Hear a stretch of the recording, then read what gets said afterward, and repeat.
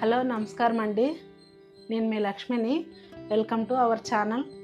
ఈరోజు నేను చేయబోయే రెసిపీ వచ్చేసి తోటకూర చట్నీ. దానికి ఏమేమి కావాలో ఎలా చేయాలో చూపిస్తాను చూడండి. దానికి కావాల్సిన పదార్థాలు: చిన్న కట్ట తోటకూర ఒకటి, ఒక 20 దాకా పచ్చిమిర్చి, 2 టమోటాలు, చిన్నది ఒకటి ఆనియన్, హాఫ్ స్పూన్ వచ్చేసి సాల్ట్.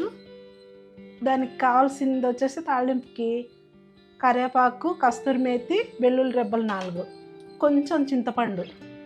స్టవ్ వెలిగిస్తున్నాను. ఫస్ట్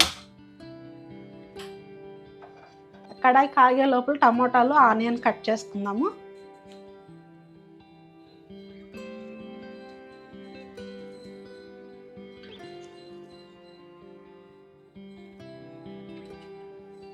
ఇలా కట్ చేసేటప్పుడు ఇది తీసి పడేయాలండి. చాలా మంది ఇంట్లో వేస్తారు, అవి వేయకూడదు.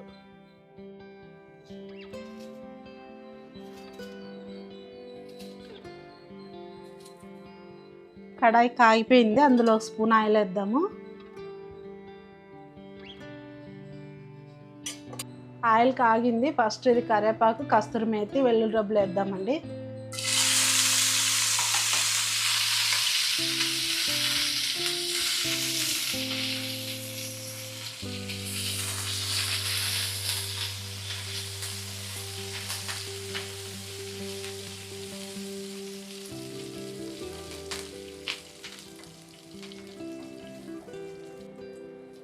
ఈ కస్తూరి మేతి, కరివేపాకు ఇవన్నీ కొంచెం దూరం ఎగిన తర్వాత మిర్చి వేద్దాము.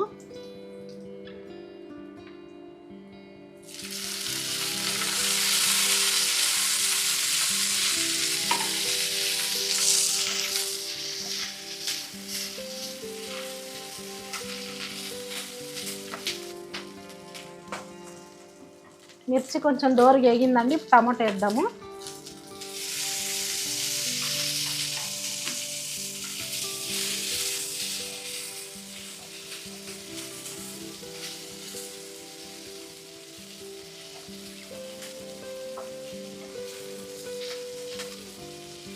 టమోటా, మిర్చి 2 ఒకేసారి వేసేస్తే టమోటాలో వాటర్ వస్తుంది కదా, మిర్చి బాగా ఫ్రై అవ్వదు. మిర్చి వేగిన తర్వాత కొంచెం టమోటా వేస్తే బాగుంటుంది.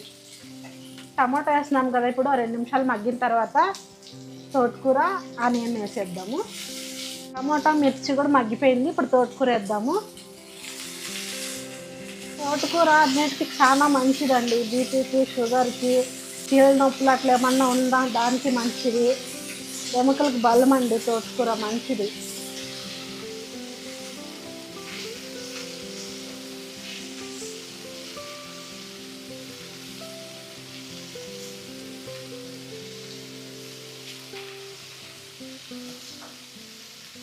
తోటకూర కూడా సగం మగ్గిపోయింది. ఇప్పుడు ఆనియన్, చింతపండు 2 వేసేద్దాము.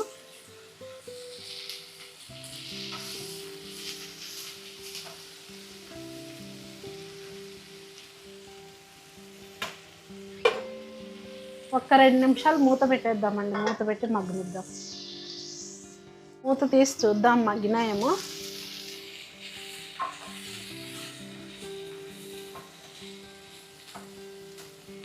మగ్గిపోయిందండి. ఇంకా స్టవ్ ఆఫ్ చేసేద్దాము.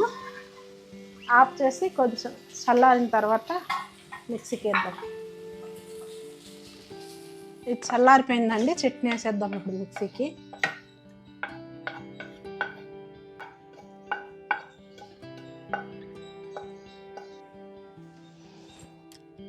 సాల్ట్ వేద్దాము.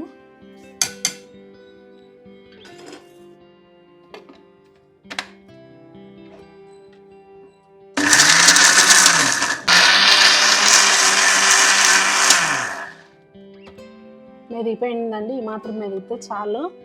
ఎక్కువ మెత్తగా అయిపోతే కూడా బాగుండదు. బౌల్లోకి తీసేస్తున్నానండి.